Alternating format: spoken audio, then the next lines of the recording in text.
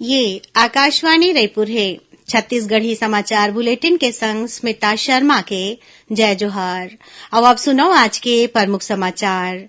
प्रधानमंत्री आज video conferencing के माध्यम ले 71,000 ले ज्यादा नव नियुक्त कर्मी मन ला नियुक्ति पत्र सौंपिन कि इनकी सरकार नौकरी देवाय बर मिशन मोड में काम करत है। भानुप्रतापपुर उपचुनाव बर कांग्रेस मुख्यमंत्री संघरा 37 जन स्टार प्रचारक के सूची जारी करिस। भाजपा अपन प्रत्याशी ऊपर लगाए गए आरोप ला लेके कांग्रेस अध्यक्ष के खिलाफ एफआईआर दर्ज करे के करिस मांग। और क्वांटिफाइबल डाटा आयोग सर्वेक्षण के बाद राज्य सरकार ला प्रतिवेदन सौंप दिन। अब समाचार विस्तार ले। प्रधानमंत्री नरेंद्र मोदी आज वीडियो कॉन्फ्रेंसिंग के माध्यम ले 71,000 ले ज्यादा नवा नियुक्त कर्मी मन ला नियुक्ति पत्र सौंपिन। नियुक्ति पत्र के मूल प्रति देश के 45 ठन जगह में बांटे गिस। प्रधानमंत्री कर्मयोगी प्रारंभ मॉड्यूल के घलोक शुरुआत करिन।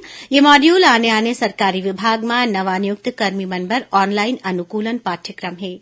नवा कर्मचारी मन ला अपन ज्ञान कौशल और सक्षमता बढ़ाए बर igoti.karmayogi.gov.in प्लेटफॉर्म दूसर कोर्स करे के घलो मौका मिलही। ये मौका में श्री मोदी किहिन की सरकार नौकरी दिवाए बर मिशन मोड में काम करत है। ओमन किहिन की कतकोन राज्य में रोजगार मेला कराए जावत है और ये अभियान ला आगे घलोक चलत रही। युवा मन ला देश के सबले बड़े शक्ति बतावत प्रधानमंत्री किहिन की सरकार युवा मन की प्रतिभा और ऊर्जा के उपयोग करेला प्राथमिकता देवत है। श्री मोदी किहिन की कर्मयोगी भारत मंच में कतकोन पाठ्यक्रम उपलब्ध रही जेखर ले नवा नियुक्त कर्मी मन ला आगू बढ़े में मदद मिलही। श्री मोदी किहिन की सरकार के प्रयास के सेती सरकारी और निजी क्षेत्र में नवा रोजगार के मौका सरलग बाढ़त है। ये मौका में कार्मिक जन शिकायत पेंशन और प्रधानमंत्री कार्यालय में राज्य मंत्री डॉक्टर जितेंद्र सिंह किहिन की प्रधानमंत्री नरेंद्र मोदी 10 लाख लोगन ला नौकरी देबर प्रतिबद्ध हैं। भानुप्रतापपुर विधानसभा उपचुनाव बर अखिल भारतीय कांग्रेस कमेटी के प्रभारी महासचिव मुकुल वासनिक स्टार प्रचारक मन के सूची जारी कर दिन है। ये सूची में मुख्यमंत्री भूपेश बघेल संघरा 37 जन नेता मन शामिल हैं।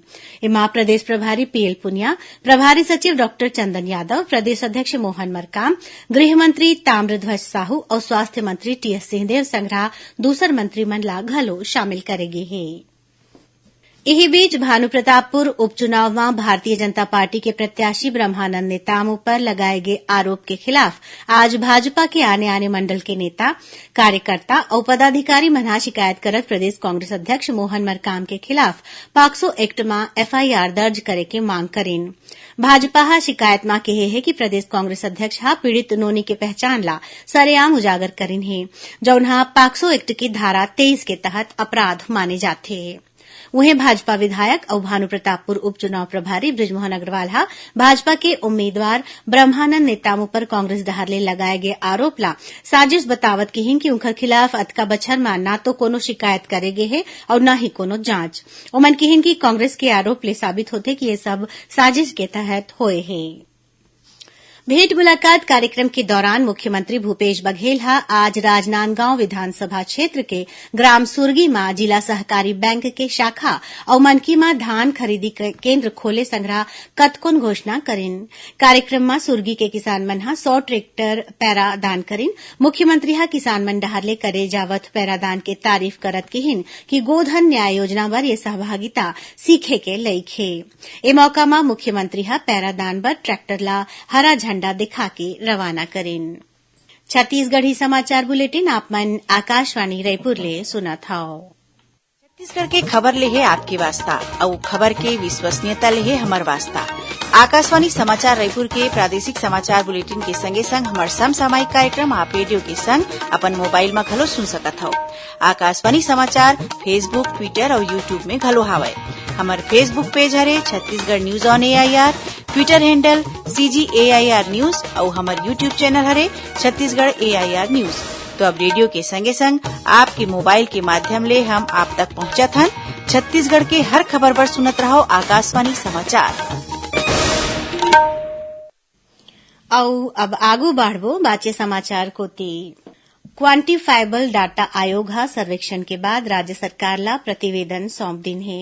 सेवानिवृत्त जिला न्यायाधीश छबीलाल पटेल की अगुवाई में बनाए गए आयोग डहारले चिप्स के माध्यम ले बने मोबाइल ऐप और वेब पोर्टल के माध्यम ले सर्वे के काम 1 सितंबर 2021 में शुरू करेगे रहीस। सर्वे के काम बेरा में पूरा नहीं होए के सेती आयोग के कार्यकाल ला समय समय में बढ़ाए गईस। खबर के मुताबिक छत्तीसगढ़ शासन डहारले राज्य के जनसंख्या में अन्य पिछड़ा वर्ग और आर्थिक रूप ले कमजोर वर्ग के मनखे मन के सर्वेक्षण करके क्वांटिफाइबल डाटा प्रस्तुत करे बर आयोग के गठन करेगे हावय। राज्य सरकार हा नवा रायपुर में प्रमुख चौक के नामकरण मछुआरा समाज के महापुरुष के नाव में करे के फैसला ले हावय।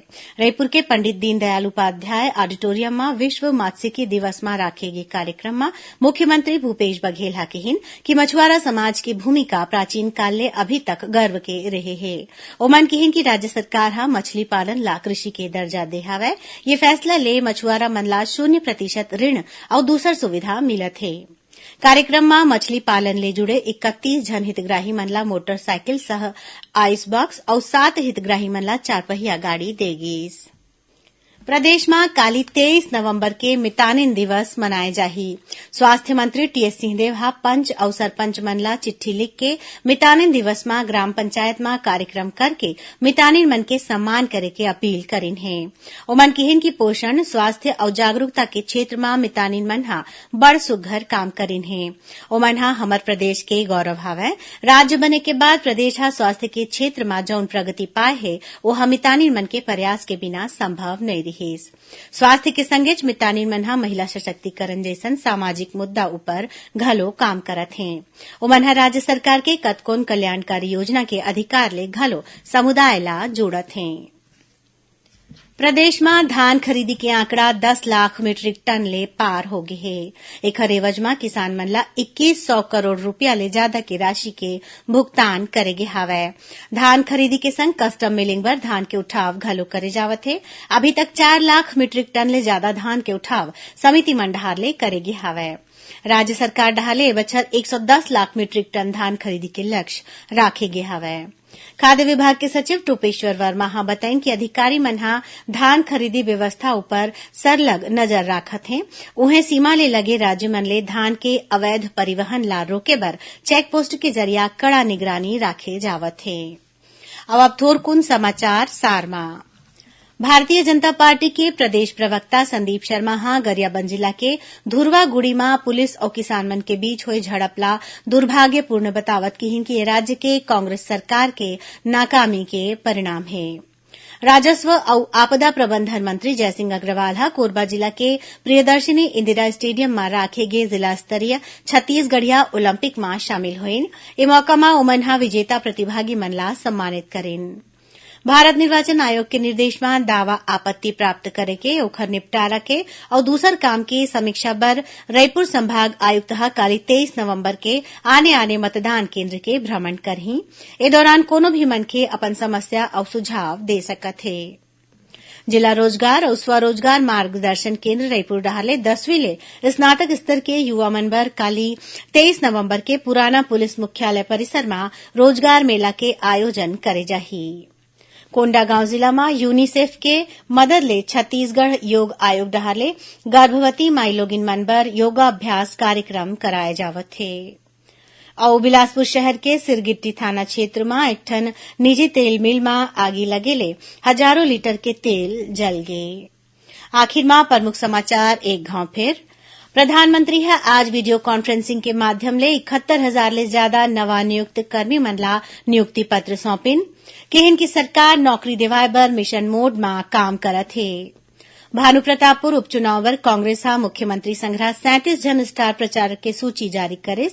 भाजपा हा अपन प्रत्याशी ऊपर लगाए गए आरोप ला लेके कांग्रेस अध्यक्ष के खिलाफ एफआईआर दर्ज करे के करिस मांग। और क्वांटिफाइबल डाटा आयोग हा सर्वेक्षण के बाद राज्य सरकार ला प्रतिवेदन सौंपिन। एकरे संग छत्तीसगढ़ी समाचार बुलेटिन इहे सिरावत है। जय जोहार।